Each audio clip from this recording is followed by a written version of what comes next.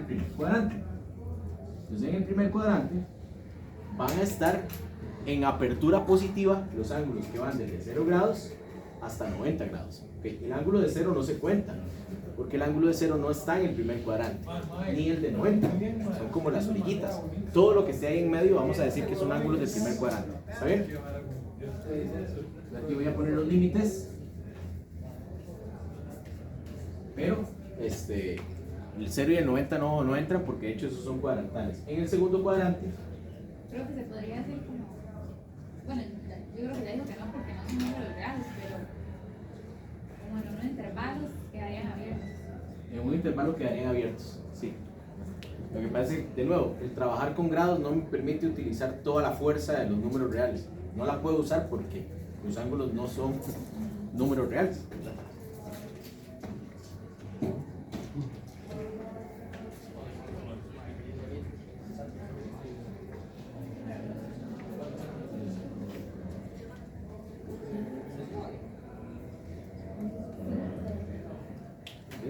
Bien, entonces, bueno, aquí tenemos la clasificación de la apertura de los ángulos en positivo y en grados según el cuadrante en que nos estemos ubicando. Entonces recuerden que los ángulos van a ser en posición estándar. Entonces, por ejemplo, un ángulo que esté en el primer cuadrante tiene que tener el lado inicial acá.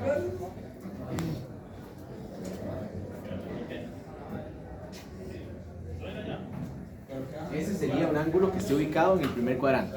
Cualquier medida que esté entre 0 y 90. Entonces, si yo quiero sacar el ángulo de referencia, vean que aquí dice el ángulo de referencia se forma entre el lado terminal, o sea, este rojo, el final, y el eje X. Entonces, en este caso, para el primer cuadrante, el lado terminal y el eje X es este. Entonces, quiere decir que el ángulo de referencia, o sea, lo que vamos a tomar como referencia, va a ser el mismo ángulo. Porque el ángulo que se forma entre el lado terminal y el eje X, este ángulo, es exactamente el mismo ángulo que estamos estudiando. Entonces, en el primer cuadrante, para calcular el ángulo de referencia es bastante fácil, porque el ángulo de referencia va a ser exactamente igual al ángulo original. El ángulo de referencia va a ser igual al ángulo original. Vamos a ponerle ahí el valor. Sí. Muy bien. Voy a borrar esto. Y vamos a avanzar hacia el segundo cuadrante. Entonces, un ángulo que esté en el segundo cuadrante quiere decir que aquí y su lado terminal se encuentra por acá. Este sería un ángulo en el segundo cuadrante. ¿Está bien? Ahí está bien. ¿Cuál sería su ángulo de referencia? Entonces, su ángulo de referencia, recuerden que el ángulo de referencia se forma entre el lado terminal, o sea, el lado rojo, y el eje X.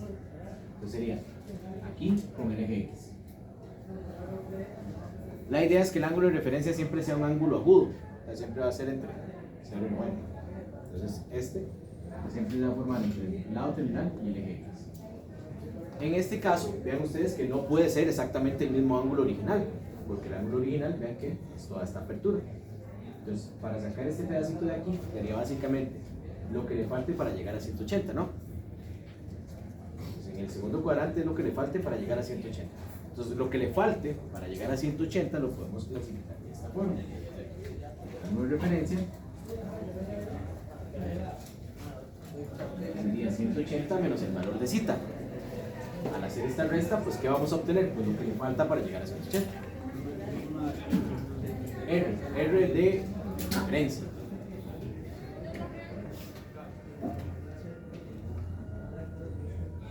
Vean que las fórmulas están basadas en los cuadrantes y esos cuadrantes están basados en que para clasificar el ángulo en los cuadrantes tiene que estar de 0 a 360.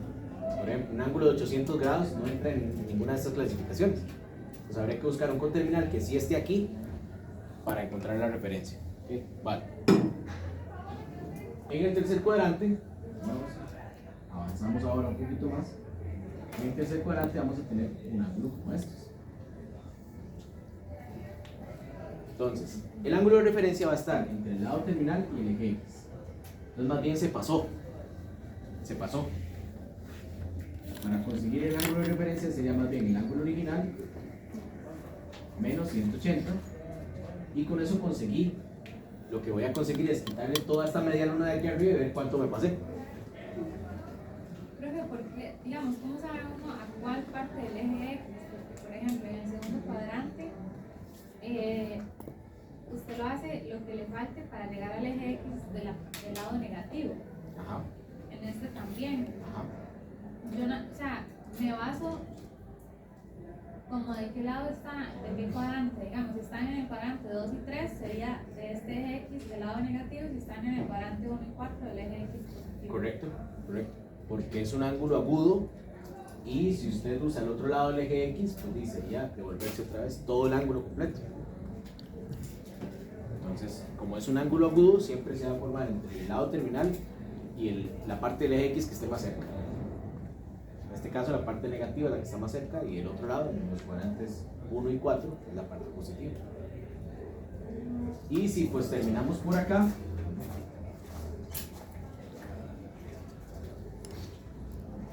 un ángulo en ese movimiento, lo que nos conseguimos con el ángulo de referencia es básicamente lo que falta para dar la vuelta completa. En este caso la referencia sería 360 menos el ángulo. Con eso obtenemos la partecita que nos falta para llegar a dar la vuelta completa.